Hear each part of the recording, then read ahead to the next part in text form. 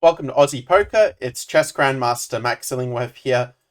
And for today's video, I'll go through some micro stakes hands I played on Ignition in their multi-table tournaments. So also I just picked out kind of the most important hands just to save some time. So this one, I raise with Ace Queen offsuit in the under the gun +1 position. Fairly standard, but I get all of these callers. And the thing is with these multi-way pots just cancer because you have to actually hit a hand, and you've got, I don't know, like 6 of these people in the hand.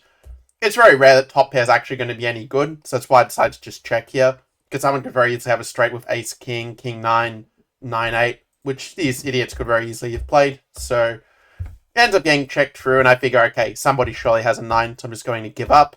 So that's why I make this sort of nitty fold here, because, again, top pairs is not going to be good multi-way in a lot of cases with this many people. And as we see the river, we see that's actually what happens at 2 pair. Would have been no good, because the guy has a king. Very weird that he checked. I think you should just bet there. You kind of, miss the opportunity to get a lot of value by just checking rather than betting. Because no one's going to bet here unless they have a king, right? This doesn't make any sense, because no full houses or no flushes or anything. So that guy made a mistake, even though he won the hand. This one, we raise up to 5x. This one I sort of figured my opponents are quite weak, so let's just try to, get the money in. And also, another factor is this guy being a short stack. If we did make it, let's say, 500 or something, a more professional size, what happens is he can jam and you're in a bit of an awkward spot. So that's why I decided, let's just get it in, and it turns out that we do hold, because the dude here had king jack offsuit, so kind of lucky for us. Next one, we get king queen this time suited, and when you've got these limpers, it's sort of kind of as if they're saying, oh, we have a garbage hand, let's just, give you a chance to take the money from us. So that's why I make it 10x, just making it, about a bit over 2x the pot, so that we can try to get the pot, as close to heads up as possible. But unfortunately, these guys are just generate gamblers, so 3 of them call. We have top pair, and I make a slightly irresponsible decision here. Well, I sort of figure, okay, if these guys are really going to be calling a 10x raise, like, they're probably very, very bad players, like, with VPIPs of 67%, like, that's just tells you they're playing all the junk in the world.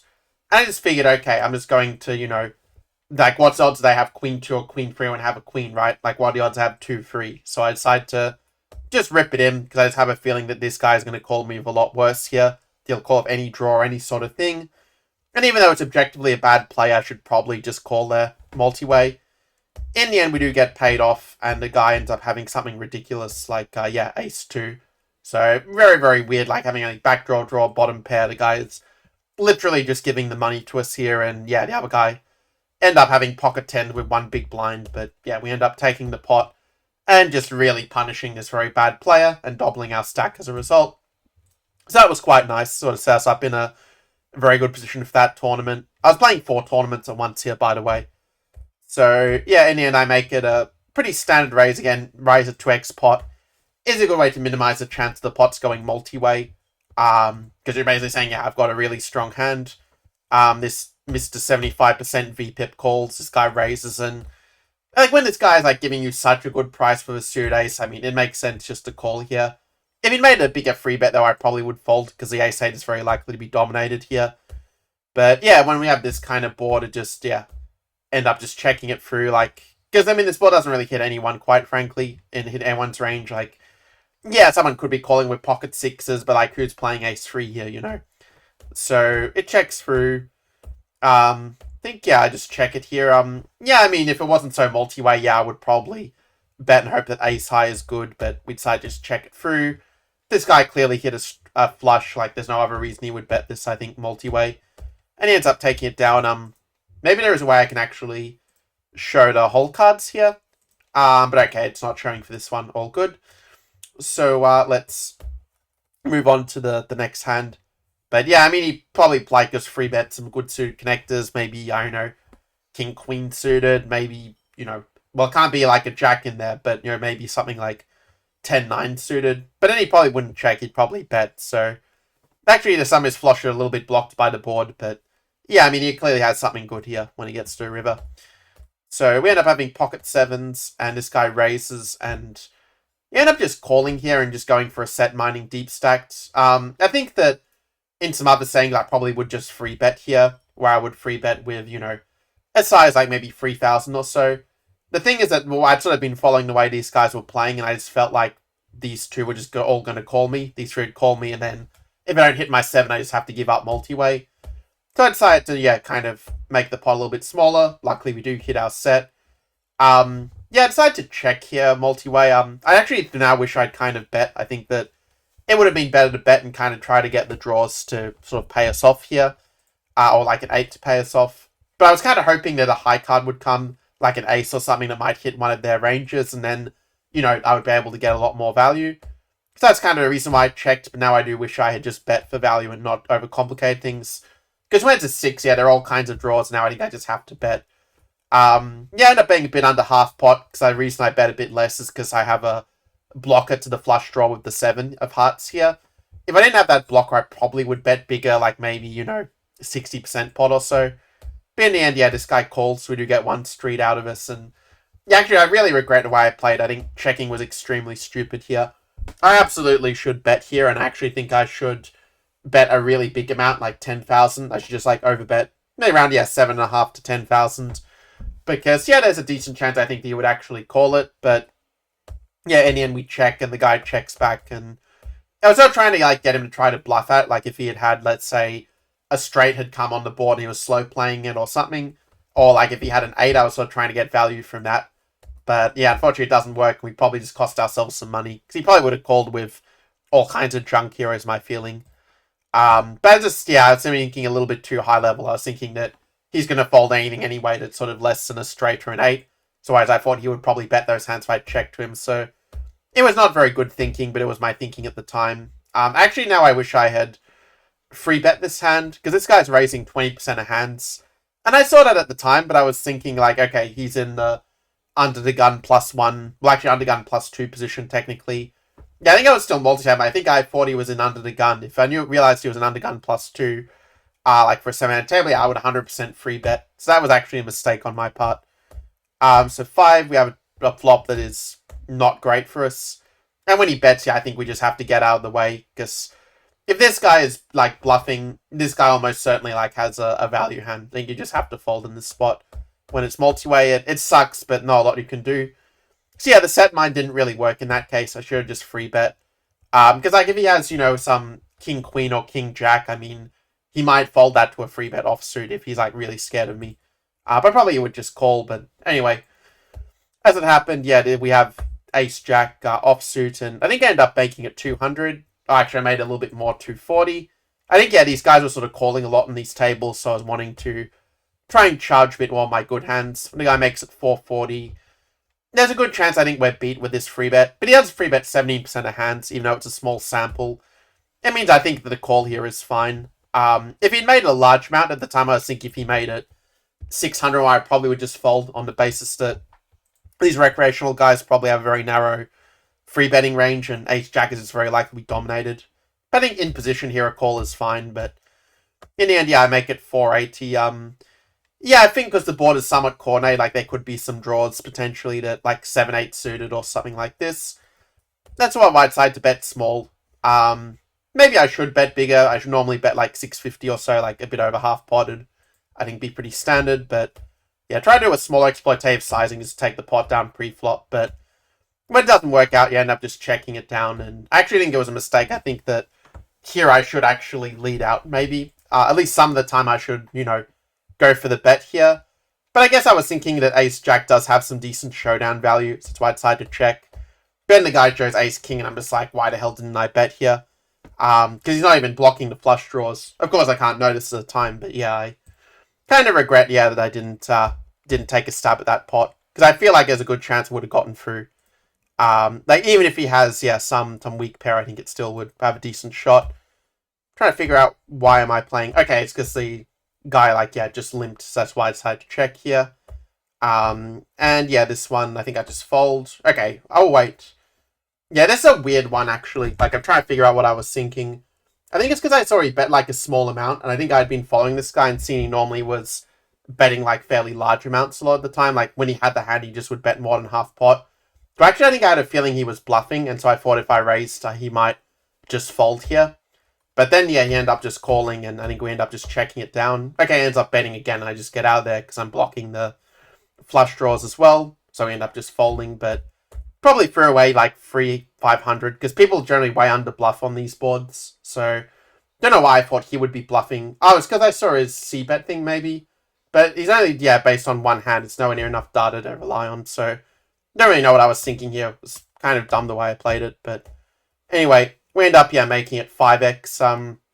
Even though we're first in, I think, because, yeah, these guys were just sort of like calling with so many hands, I thought, let's just charge them more when we do have a good hand, I think was my thinking.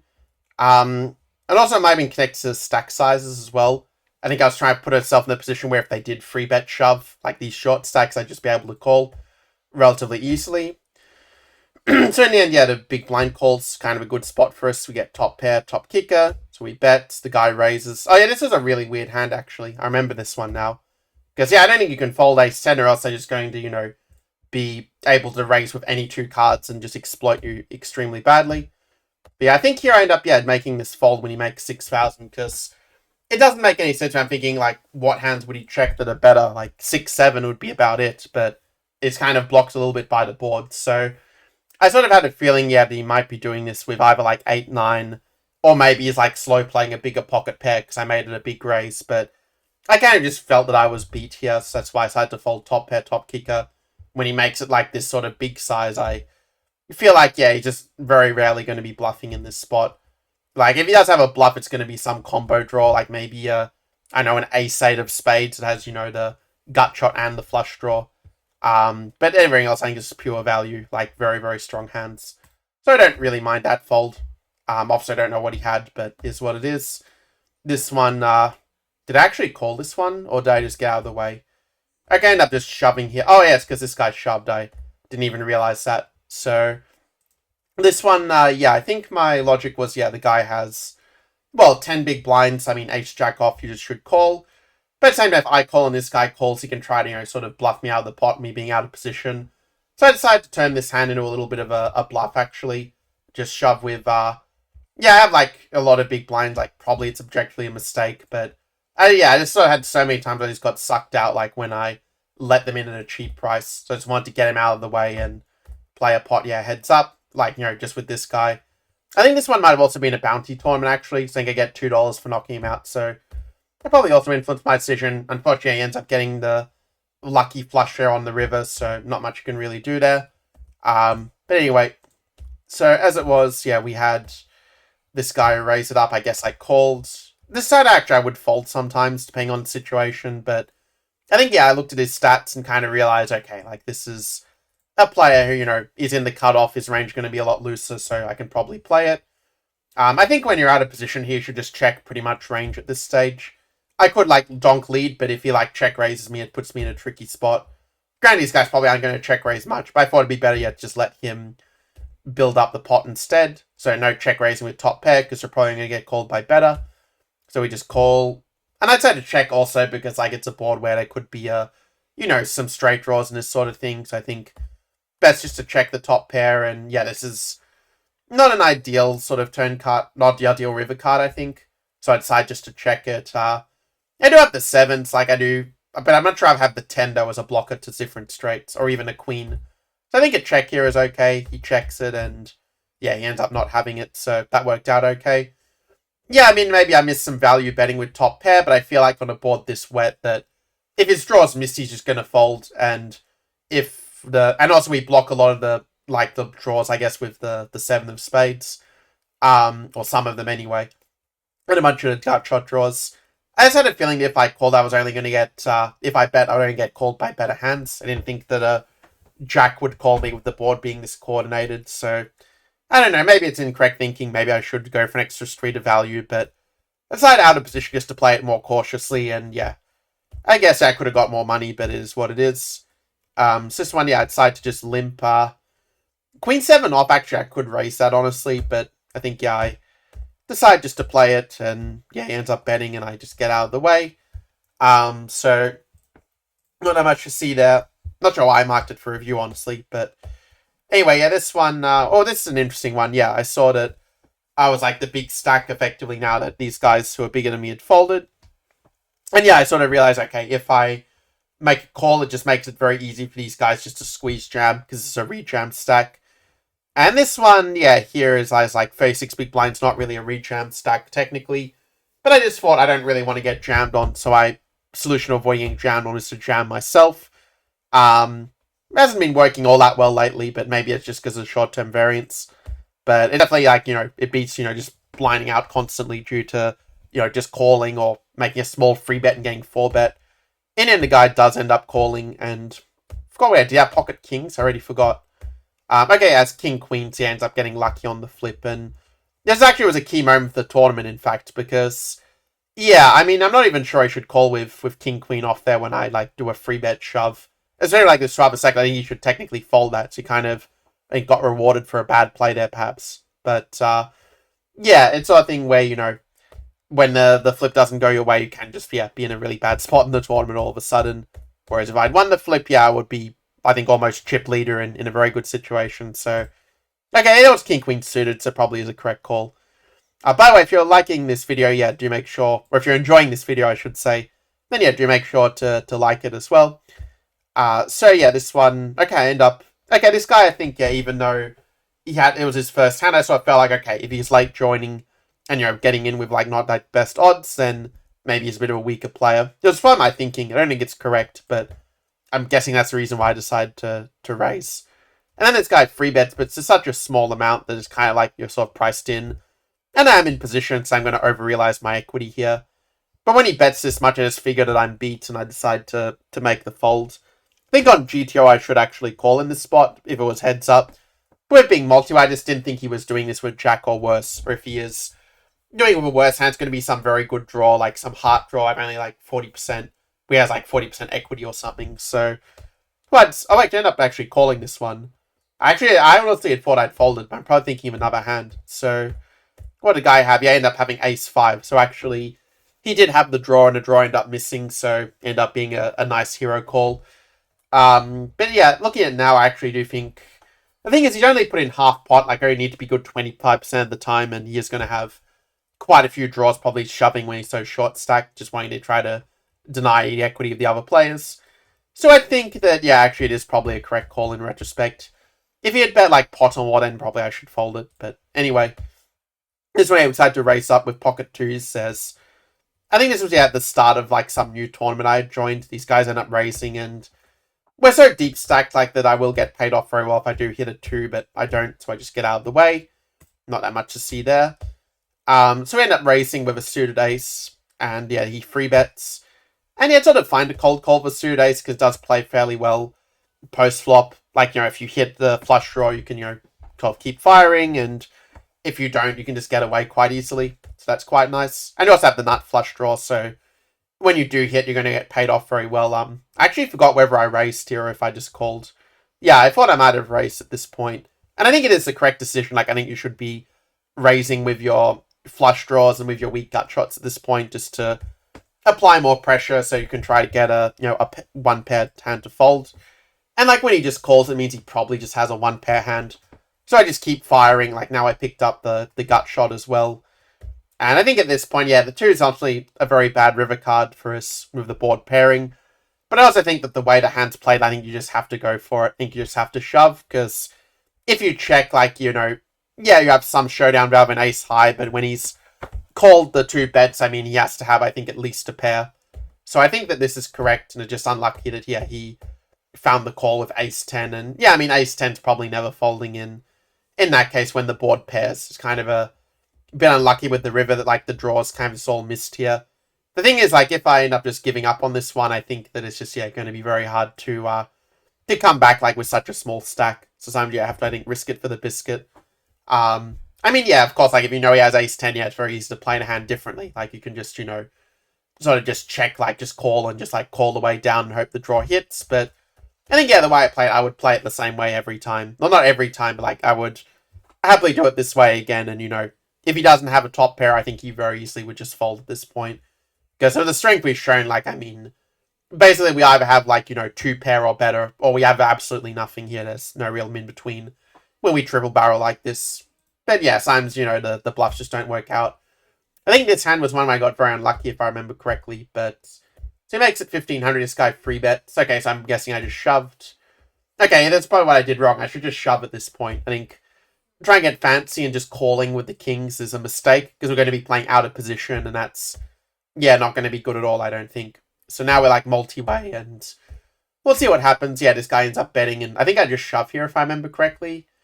Yeah, I remember this hand. Yeah, this was when I got very, very unlucky. So, yeah, ends up calling and so in a way, actually, our plan of just like not shoving it actually kind of worked in a sense because, the flop came out quite well for us and basically, we should just win normally, but then, he binks the ace on the river and just knocks us out. So, you can sort of see, like, I think that, with the way the hands played in this tournament, I think I got pretty unlucky for the most part.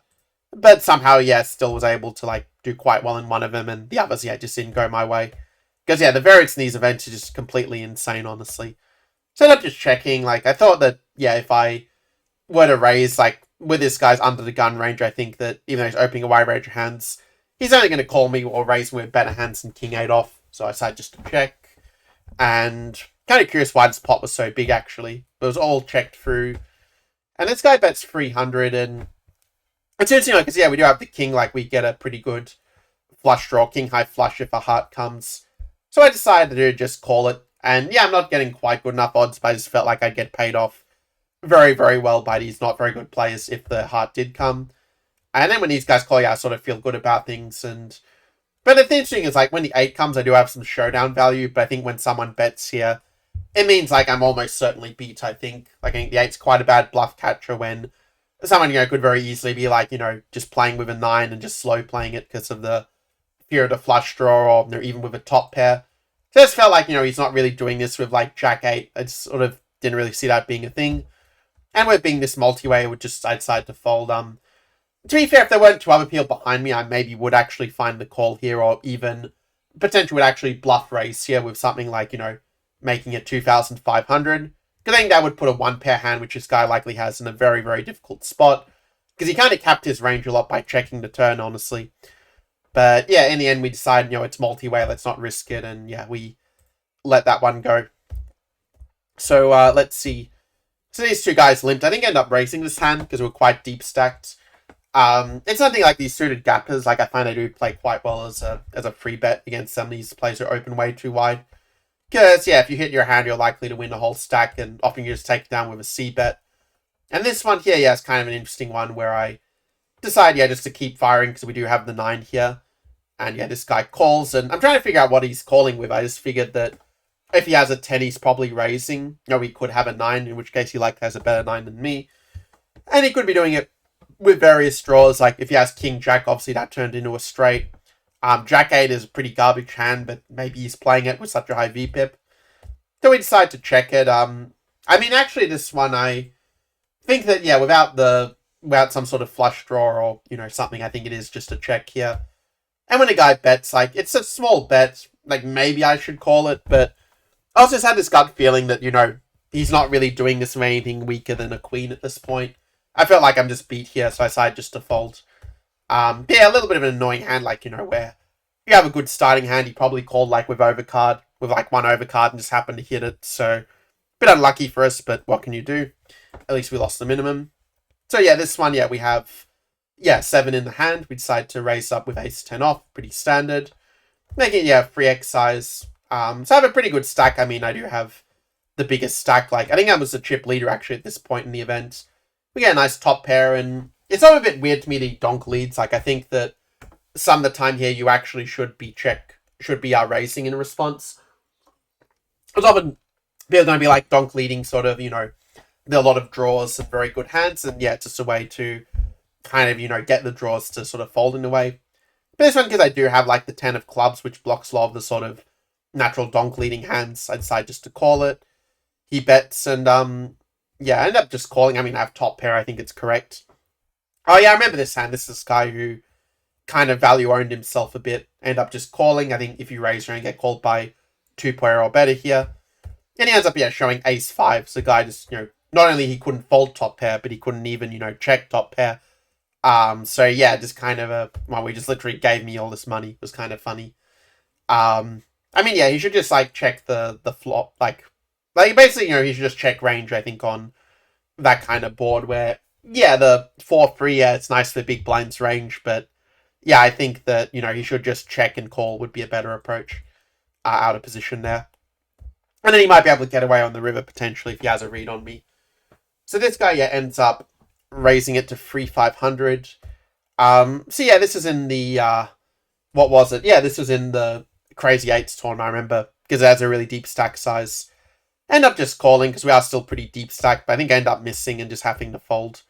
Like, a bet of 11, like, when he bets pot, it's just sort of, to me, it was a little bit ridiculous. Like, I thought, what on earth is he doing this with? Like, would you really, like, bet pot with a bluff at this stage?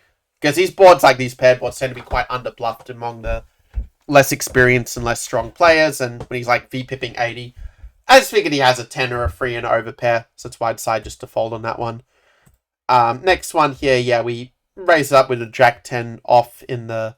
And yeah, this guy's a big blind by himself. We're in the button. He calls, so pretty much a dream situation. We bet 400, he calls, so who knows what he's doing this with. But yeah, I mean, the fact that we have, like, the blockers to the flushes means that, yeah, he is maybe more likely to have value here than bluffs, so we do decide to just check it. But the board runner is just, yeah, very good for his range, and... I mean, yeah, we do have the 10, but I think we'd much rather have the 9 if we're going to bluff on this board, so we do just let it go in the end. So, like, I mean, that hand I had, like, maybe your solver would bet there some of the time, but I... Like, bluff raiser some of the time, but I just didn't see it, honestly, working against that guy. So we have, yeah, a few, like, a min raiser, 2 callers, and I think it's just a dream squeeze spot at this point. So we end up making it, yeah, like 2x the pot is what I generally go for with the raise sizes, just really applying the maximum pressure, just trying to get the pot heads up with really good hands. And then this guy shoves, and oh yeah, I remember this hand. This is the one that sent me home. And I remember, like, actually, yeah, I'd had the hand with the 7s where, I kind of had got pushed out of the pot with this big raise, and I was probably a bit tilted at the point and was like, I just said at the start, no matter what happens, I'm not folding the 10s here, because I'm not going to get bullied anymore. So I don't end up calling, even though, like, his 4-bet range, I guess, going to be probably... Well, I mean, he is opening, like, a lot of hands, but, like, with a tight raising and freewing range, it's probably, like, aces, kings, queens, ace, king is probably the range, and, yeah, 3 of those hands just completely destroy us, but I don't know, I just had this feeling that he had ace, king at the time, like, that he had, some ace, king, or maybe ace, queen, where I'd have a small edge, and probably shouldn't play this on feeling, but it ended up being correct, and, yeah, he ends up having the freaking ace, king, and I'm just, like, out of the tournament like that. Yeah, I was pretty pissed off about that, but, okay, I've had, like, so much ridiculously bad luck in this week, actually, and I'm kind of, yeah, sort of desensitized to it by this point. But I did, yeah, yell at, like, what a ridiculous thing it was, and then carried on with the other tourneys I was in. So yeah, this guy also, like, donk leads, like, I don't know what it is with all these donk leaders in these tournaments, like, I don't know, maybe they're watching, like, how the donk lead channel or something, but seems like, yeah, they're just bad players. Like, he's probably doing this with a weak pair, and I figure, yeah, top pair, way too good to fold here. He does this again, I just end up... Yeah, actually, I decided to fold here. I think, yeah, it's because I realized I had a very weak kicker. I felt if I have a better kicker, like maybe... well, I mean, the 10-8 is a gut shot there. But, like, if I had, like, 10-8 or better, I think, yeah, I'd decide I would just continue, but... Or even 10-7, but with such a weak kicker, I just felt like he's not doing this with 10-3, like, he's not going to be doing this with a 9 that he has, like, at least a better 10 here. So that's why I decided to make a little bit of an exploitative fold in return. Because, like, the donk lead in itself is weird, and he's, like, showing a lot of interest in the pot. I just felt that he hit, like, a better 10, or had hit a queen, or had hit a straight, or something like this. Yeah, I mean, he could be doing this with some flush draws as well, but, I just figured that, he might be more likely to check after I call with a flush draw. Anyway, we have, yeah, another hand with kings. I think, do I get owned in this one? Yeah, we make a pretty standard free bet, nothing too much to see here. We get a lot of customers, which is always nice. And here I'm actually really, really annoyed that I have to just call here. Like, the only option is to call. Because I would love to, yeah, just shove at this point, but it wasn't permitted. So we get it, so I'm like, okay, we get top set, and then just the dream comes true, where this guy shoves. And I'm like, okay, thanks for the free money. And he ended up having some completely ridiculous hand. Like, he had, yeah, 10, queen 10. And actually, it's a funny thing, like, queen 10, okay, he has an open-ender, I guess, but... queen 10 is like the amateur's favorite hand. I know a lot of people just absolutely love playing it. But this hand has actually cost me more money than literally any other hand in the history of poker, pretty much. So it's one of these hands, like, if I get it, I will often fold it, actually, just because I just know they can get me in so much trouble with people having better kickers and all this sort of thing. But it can also get you in trouble from the other side because they can all hit all these bloody straights all the time and all this other stupid stuff. Fortunately for us this time, we actually did get a lot of money from Queen 10, so you could say that justice was restored in the universe. Jokes aside, yeah, we end up having this hand here, Ace Queen. I already lost track of the time, but yeah, feel free to subscribe if you're enjoying this. So yeah, we decide to raise it up. We make it a bit more than 2x the pot. I think it was at the point, like, it was at the, these guys had just sat down. I'm like, okay, if you're just going to late join and limp, like, if you're a late joiner here, you're not really playing this for money. You're just playing for entertainment. Because if you're playing for money, you join in early and you just kick the butts of all the really horrible players that get knocked out fast. So I figured, okay, they're limping, they're late joining, they're bad players. Let's just punish them as much as possible. The two bad players call, and I think I end up getting really screwed here. We end up being 4-6, 7-6-5, and it's the annoying thing, like, with it was heads up, like, I could just call or even potentially raise in this spot. But when it's multi-way, like, you just have to fold the garbage. So it's very annoying, like, these stupid multi-way pots just costing so much money, Like, where you have to hit a hand on multi-way, you just kind of get screwed. So, in any case, well, I mean, yeah, you can c-bet, but then when they, like, donk lead, it's like, what the F do you do? Anyway, so we end up raising with the pocket tens. Donkey calls us, and we end up, yeah, having this, and this is what I mean, like, these guys, like, when you get short stacked, they just end up, like, shoving into it. It's like, what the hell do you do? Like, yeah, most of the time you're probably going to be bluffing, but you're probably bluffing, like, your bluff's going to be, like, ace of, clubs with some offsuit hand. And, like, tens, yeah, it's just a weak bluff catcher. Like, if the guy is doing this with a king because he's just an extremely bad poker player, well, then you're still getting beaten as such, so, but you have to fold, and I'm just like, why are these guys, like, pushing me around, It's just always frustrating, like, when people play like complete idiots and get rewarded for it, but at the same time, like, if they didn't get reward, they wouldn't keep playing the game, so it is what it is. Long term, yeah, if you just keep grinding away and not letting the, people getting rewarded for bad play, like, get to you, then you are, yeah, going to make a lot of money in the long term. So we end up just calling this one, which I think is correct. I mean, it's one of these hands, where if I shove, like, I'm only going to get called by much better hands there. But we do lead out, and yeah, the guy just shoves, and it's just like, what the heck, dude? And I think the lead out is correct, because, this guy could have just any random sort of hand. But, yeah, I mean, this guy, yeah, has an ace, clearly, and, yeah, we end up seeing that this dude had ace-king, and the other guy had pocket-king, so, yeah, if we let out, yeah, we wouldn't have made any money, but would have got him out of the pot. But the guy had, yeah, ace-king and just shoved it, which was a bit irresponsible. Like, the other guy, could have hit a set or something, but yeah, whatever, it is what it is.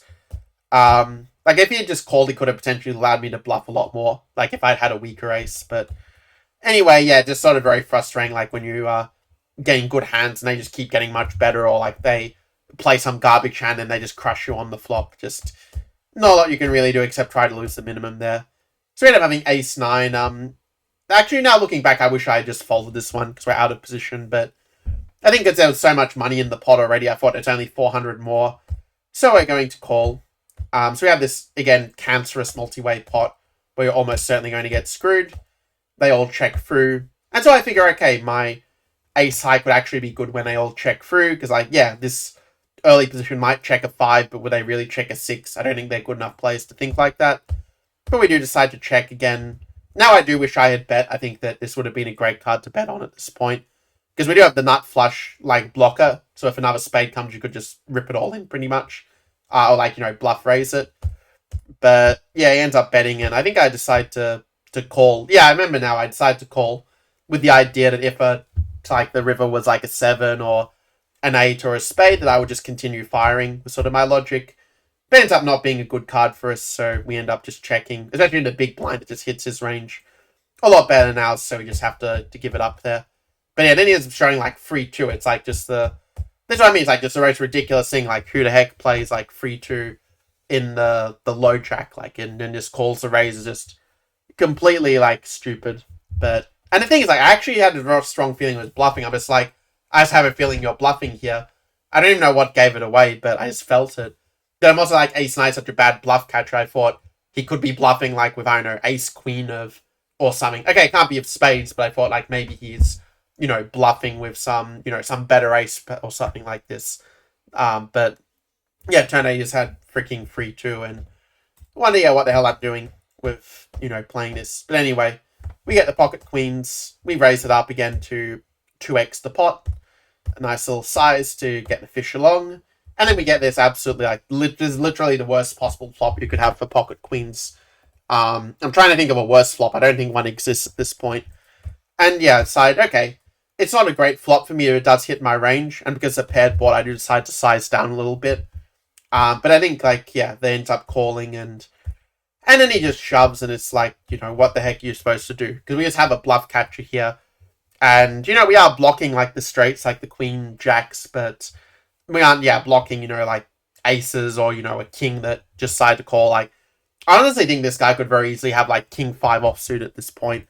That's the amount of disrespect I have, let's say. Okay, to be fair, his range is only, like, you know, 13%. So, okay, he does actually probably have a good hand, like a good king, like a king queen or a king 10 or king jack or something like that. But yeah, we decide to let go of the queens. And again, you can see it's the billionth time that, you know, the multi-way pot to cants, like, no matter how good your pocket pair is, you're probably going to get screwed by these idiots. But what can you do? We decide to call with the ace-9. Like, it's a hand that I think is just too good to fold. Maybe I should free bet, actually. Like, now, actually, I kind of regret not free betting because this guy was raising way too much. I guess I don't want to play a plot in position, but yeah, I think I should just make it a free bet. I think it's looking at his stack size as well, because I sort of felt if I make it, like, let's say 3,000 here, for example, like 2x the pot, and then, like, when these guys shoves on me, it just puts me in a really bad spot. So I think that's the reason why I decided to call, but kind of wish I had, yeah, been a bit more aggressive and just made it, like, 7,000 instead, and just shown these punks who's boss. But anyway, also because I have, like, a little bit of a tighter image as well, I think I could have leveraged out a bit more. But in the end, yeah, we do hit our top pair, and this guy's making a very weird blocker bet, so I decide to just raise it up. And yeah, we end up getting a fold. This guy calls, this guy gets out of the way.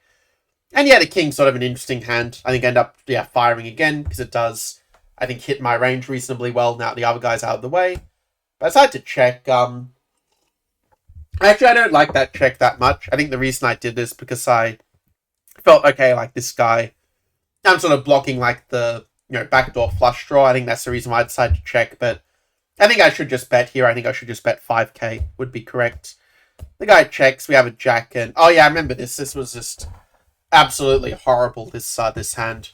Yeah, it was so stupid not to bet at this spot. Honestly, like, you just value bet every single time. I have no idea what the heck I was thinking. The jack comes, I sort of figure, okay, I have a hand here I can definitely bet for value. But I also kind of felt like, okay, I have a blocker to the flush. And I just felt, okay, this is actually a decent spot I felt to, like, bluff with value. With the idea that he might think I'm bluffing and then call with a bluff catcher. But then my top pair beats his bluff catcher is kind of what I was thinking. So I decided to actually go for a shove, like, representing the flush with top pair. But then he just insta-calls and yeah, he shows me this freaking 10-8. It's like, this is, like, what's so stupid about this hand. Like, let me show you, like, from back here, like, so 10-8, like, he is, yeah, I mean, he's calling here, like, I mean, to be honest, I think that with these stack sizes, actually not really deep enough stack to get the value, like, especially with this guy being short stacked, you're not getting anywhere near enough value with a suited gapper, so just, the guy's just playing like a complete idiot. I make a big raise and he's calling with, like, a backdoor flush, like, he literally only has a backdoor flush, which should just be folding at this point. Like, the only way you should be, like, if you're going to play, like, a backdoor flush, like, you should be maybe raising with, I don't know, like, it doesn't really make sense to raise, like, ace-3, but, like, say if you have, I don't know, king-3 suit of clubs or something, yeah, you could justify that maybe as a raise at this point. But, yeah, like, even that is maybe pushing it a bit. Because, well, yeah, more like have, like, you know, a king-8 suited, king-6 suited, probably those are more likely the bluffs in the range, but, like, just calling with, like, a backdoor flush is so stupid. Like, he just shouldn't have the backdoor flush in his range. Yeah, he could have the spade flush draw in his range. Sure, he could call that. But he's just not meant to get to the river with this hand. Like, that's why I checked. Because, like, we literally block the flush. And then he freaking has it. Like, it just doesn't make any sense whatsoever. But anyway, we get knocked out of the tournament because this guy can't fold and then just, like, lucks out like that. Just, yeah, really, really made me mad, honestly. Like, it's not even, like, the result. It's, like, just, you know, when they play so badly and then, like, get, you know, a great result for playing horribly and I get punished for playing well. Times, you know, it can get you mentally if you don't have some good mindset or don't have, like, some good meditation or whatever. Anyway, yeah, these guys just go for like complete lunatics, and yeah, this guy was doing with ace king. He does have the flush draw, so I think it actually is fair enough the way he played it, because he does actually have, I think, 50% equity against jacks. But yeah, it doesn't work out for him, and yeah, he gets out of the tournament. And this guy picks up a monster stack, which is fine. And I end up just skipping way ahead, which I did not mean to do. But I think this was, the next hand. We're actually pretty close to the end, as it turns out. So we have 60, we make a raise. I think this was it's a double up turbo I played, where you end up like basically raising as a bluff here. Yeah, I mean, it is true. Like, I would much rather have the 9 than the 5, I think. Although if I have the 9, I guess I could also just call it, but like, maybe there is more merit to raising with the weaker, like, open-ender. At least, as a, at least it'll be true on the turn, on the flop. Not sure if it's true on the turn. I haven't stated with the solver, but I mean, when we have like the ace, I think this is a hand like you should just like fire here. I think because you have like, you block the nut flush, and you also, I do have the straight as well, which does help. But yeah, when he called so fast, I didn't even see what he called with. But I now actually wish I had just shoved here. I reckon he would have actually called if we had shoved based on the speed of his response. Because I think he had like some top pair, like an 8 that was never going to fold. But I guess with this size, at least I can sort of try to, target some maybe 7 or 6 or something. I don't know. But yeah, we ended up getting paid off, and that was quite nice. But I remember getting screwed later in this tournament. Anyway, moving on to the next one. Oh yeah, this tournament I remember. Yeah, I was actually doing pretty well in it. In fact, I was like, the chip leader still at this point, I believe. So yeah, we end up just calling with 8-9 off. I mean, yeah, it's like such a small price that I think it's fine to do this with the unsuited connector. I remember this was handy where I folded, he raised, he called, and then it comes a freaking 10. I'm just like, man, it's just so annoying. Like, the one card that I need, I would just like won a big pot. Unless this guy has like ace king, but to my mind, it seems a little unlikely. But anyway, yeah, and this one, I think that's one I got really screwed, right? Yeah, this was a hand that absolutely screwed me. And when you see like how ridiculously my opponent played, you'll see what I mean. So I mean, like, this is a great flop for queens, but it's a paired board. So I just bet like a third pot with range. This guy calls. I make a bet of 360. Like, again, the 7's pretty much a brick here. And the guy raised. I'm just like, what the hell are you raising with? Like, I honestly thought this was a guy that was just like overvaluing top pair. Like, he hit a 7, or he had some flush draw. I'm like, okay, like, I just don't think. Actually, honestly, at the time, I thought he was doing this with like 7 or an overpair, or he had some sort of like combo draw, something like maybe 8-9 of clubs or something like this. So I just thought, okay, well, I'm ahead of most of the overpairs, so I'm going to call. And then look at this, he shows me the kings. It's like just complete, like, complete rubbish. Like, this is kind of cool as I've been getting like constantly for the last week. Like, I think like I checked it like with the solver, like I checked if it's well solver, it says I played it correctly almost every time. I just run into like absolute monsters. Guy has like ace jack. Okay, honestly, this one I was kind of tilted. Like, I probably should just call here. But I also realized like my stack is so low. I just felt like, okay, the blind's so short that I have to try to steal some pots at some point. But like this guy like limping with ace jack is just like absolutely ridiculous. Like, the only way that limping ever makes sense if he knows I'm going to shove, and like my range is going to be kind of tight of being double up. But yeah, I'm out of this tournament, and we're almost glad to be out of it considering how like ridiculous the hands were. But anyway, we end up having like a min raise, just trying to steal the pot. And of course, when you try to steal it, you get free callers, and you wonder why the hell you played this way, having to fold the 2s. And yeah, already this is just like total cancer. But fortunately, we're close to the end of this utter torture. So end up, this guy limps, this guy raises. I'm very disengaged with these players playing so terribly. We decide to shove. We're not going to put up with any BS anymore. And let me guess, he wins. That ends up being a chop. Okay, so that's all well and good. And yeah, it's kind of funny actually. I was laughing like we both had the same hand. But yeah, with like the reverse star. It's kind of funny to have like the reverse suits. Like, he has the ace of diamonds, king of hearts. I have the ace of hearts, king of diamonds. That one was kind of funny, I have to admit. But okay, this next one, we have a suited ace. And then we are deep enough stacked, I think, that, we can make a move here. And also I saw this guy was raising quite a lot. That was one reason I decided to free bet a bit light with the ace 4 of hearts. It's a pretty standard hand to have in your bluff range. But this hand, I remember, goes really crazy very fast. Actually, I don't even know why I shoved at this point. I think the explanation I must have been completely tilted at this stage.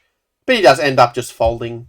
And yeah, we end up, yeah, he ends up having pocket freeze. So, okay. But we don't end up picking up a big pot. Maybe undeservedly, I probably... Yeah, I mean, shoving with ace-4 is just completely stupid. We're just a backdoor flush. But I remember this guy, yeah, I think he was the one who had... In a previous hand, he had basically... what was it? He'd basically, like, shoved... 4-bet shoved with queen 5 offsuit when I had, like, queen 9, and I folded queen 9 to a 3-bet, to a 4-bet. So I think I just realized, like, I think I was just trying to get back at him, but honestly, not a good play. Oh, actually, it's fine I mentioned it, because this is, yeah, the queen 9 hand. Like, I just saw, like, this guy just raising, like, every, like, 2 cards, even when, like, there are other people in the pot. So let's say, you know what, I'm gonna make a stand, just 3-bet this guy relentlessly. But then this, like, idiot just 4-bets. Like, his 4-bet's so big it doesn't even, like, sure cover the whole thing. And I'm like, oh, I have such good odds to call here, but at the same time, like, what hands do you do this with that aren't, like, absolutely destroying queen 9? So I do, like, you know, the discipline thing and I fold. And let me show you this. This guy then shows, like, queen 5, like, queen 5 suited, you know. He ends up, like, yeah, winning the main pot with queen 5 suited when I would want a queen 9, which actually would have been a straight here as well. So, this was so annoying. Like, who the hell, like, 4-bets queen 5 suited? It was, like, the most ridiculous thing I've ever seen in my entire life. But yeah, that's what it is. And yeah, after that, as you can probably figure out right now, yeah, I was starting to make some very bad decisions. But this one I don't regret. With the free bet. Was it a free bet? Yeah, it was a free bet. Cool. So we just continue firing. This guy raises. And at this point, I just think, okay, like, these guys just complete, you know, bluffers. Like, they're just bluffing every hand. So I make a stand and shove. This guy calls, and I think he ended up having some junk. I can't remember. He ended up having, like, a7. I'm just like, what the heck is this guy doing? You know, just throwing away his whole stack with second pair. Just completely baffling to me. It's like when you get, like, the short stack stage, like, as soon as they have a pair, they just shove on you every single time. Or if they have a draw, they just shove. It's, like, such terrible poker. Like, I mean, honestly, it shocks me that a human race can be that stupid. But, you know, I guess they weren't that stupid. Poker wouldn't be so profitable at the same time. So I'll be grateful for it. In any case, this one, yeah, we have top pair. This guy bets. We just call. I think it makes sense. And yeah, this guy just keeps firing. And I mean, with top pair, I think you can't really fold. It is so exploitable. It is true that there is a flush. There is a straight draw. A straight potentially on the board. There is a flush draw. But I think this one, yeah, you can't sort of get away from. Oh yeah, I remember this. This is the one where the guy has, like, ace king.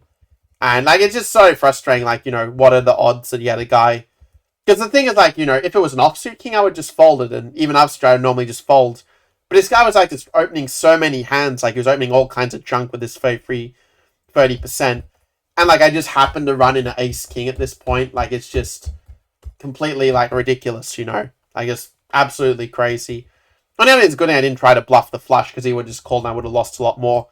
But it's not the last time you'll see this guy make, like, very, like, these plays where he just, like, absolutely sucks out on me, like, with just, like, pure good luck.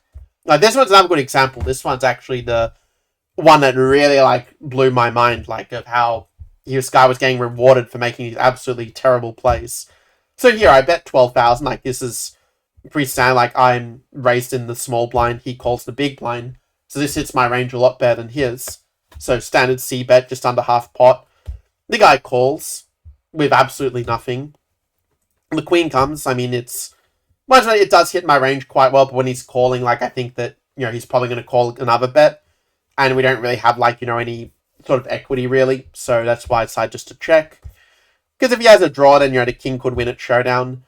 And this was, yeah, one where I decided, okay, like, this is one where if I check, I'm basically just giving up on the pot. Move at 7, like, I am blocking the straight draw, and I'm blocking, like, the straight. And also another factor as well in my thinking is that also it's a spot where, you know, where, like, the draws have kind of missed, like, the flush draws have kind of missed. And also, you know, yeah, I just felt that, you know, 8-7, you know, suited can very easily be in my raising range. So I felt it's just a very logical one to just bluff here. Looking back, I kind of wish I had bet more, actually, but the way he played, he probably would have done the same thing.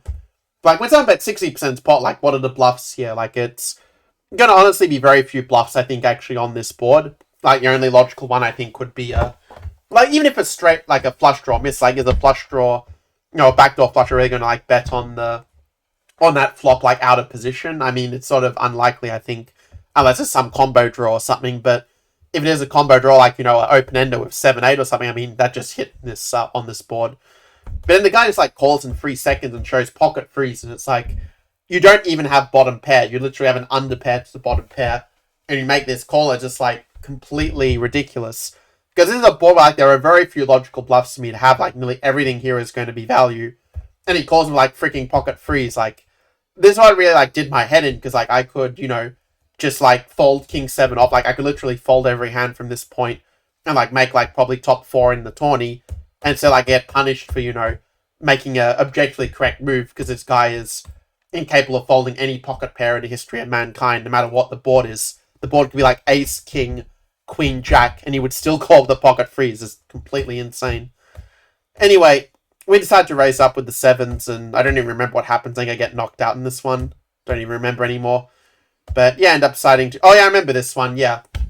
This was the one where, yeah, this guy shoves, and... Yeah, because this guy just called, in theory, this guy's range is meant to be quite weak when he just calls. Like, if he had, like, ace-jack, you know, he would free-bet it. If he had, you know, a better pocket pair, he would just free-bet it.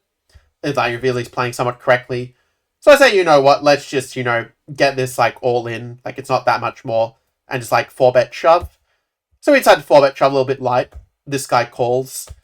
And yeah, this guy ends up, like, it just breaks me almost, is what happens here. So this guy shows ace-queen off, which, again, like, yeah, if he had raised it, you know, we end up all in, yeah, it's one thing, but when he just limps ace-queen, like, what the heck is he thinking? And then, like, you know, we just end up getting knocked out because of this guy, like, limping ace-queen. Like, it just, like, blows my mind, like, you know, to see these guys constantly get rewarded for playing badly. But yeah, I guess true, when you're playing against 8 people at once, then yeah, you're likely the guys are going to beat you. Even if they're literally shoving all in every single hand, like doing the worst strategy humanly possible, you still have less than 50% chance to win, because like you have aces, you have 8 other people in the hand, your odds to win are what, 30% or something. So yeah, it's like, the odds are against you, like no matter how stupidly they play, they're still going to probably screw you. But the good news is that because of the top heavy payout of the tournament, that yeah, you can still, you know, make money in the long term just by punching a terrible player and trusting in the process rather than getting too up on the results. But yeah, when I see people like playing so badly, like I sort of, yeah, it takes a lot of patience, a lot of deep breathing to get through it. Anyway, yeah, that was my review of the hands. I just got a little bit cynical at some points, but yeah, pretty honest reflection of my emotional state through this tournament, which was just all over the place, quite frankly. I guess it's one thing, yeah, we're playing until like 1:30 to 5:30 a.m. Probably not the ideal times for an ideal mental state. But anyway, yeah, I'll play some more of these and, you know, see how it goes. I think that's why I'm mainly doing it, just for the practice and to try to improve rather than, yeah, to get too fixated on the results. I mean, on the plus side, like, I did win a couple of live tournaments, like, just some very, like, cheap pub level ones, where, you know, I won, like, 460 for first in one in North Sydney, back in, what day was it, Thursday? And then I won like 320 for first and one in Chatswood, where I was just getting insanely lucky, kind of undoing all the bad luck I was getting throughout the week, kind of like you saw with this set. But anyway, be back with another video at some point in the future, and yeah, until then, take care.